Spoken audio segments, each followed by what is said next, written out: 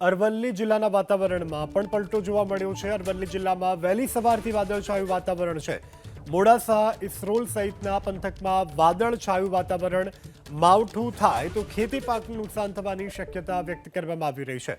તો વાતાવરણમાં એકાએક પલટાને લઈને અત્યારે ખેડૂતો ચિંતાતુર જોવા મળી રહ્યા છે, કારણ કે મહા મહેનતે મોંઘા મૂલા પાકનું ખેતરમાં વાવેતર કરવામાં આવ્યું છે અને હવે એકાએક વાતાવરણમાં પલટો આવતા આ પલટાયેલું વાતાવરણ પાક માટે નુકસાનકારક સાબિત થઈ શકે છે।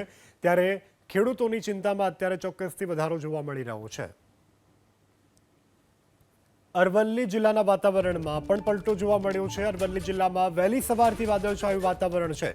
મોડાસા, ઇસરોલ સહિતના પંથકમાં વાદળછાયું વાતાવરણ માવઠું થાય તો ખેતી પાકનું નુકસાન થવાની શક્યતા વ્યક્ત કરવામાં આવી રહી છે।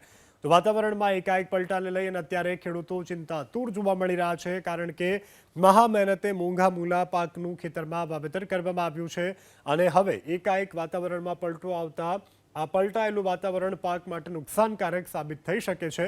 ત્યારે ખેડૂતોની ચિંતામાં અત્યારે ચોક્કસથી વધારો જોવા મળી રહ્યો છે।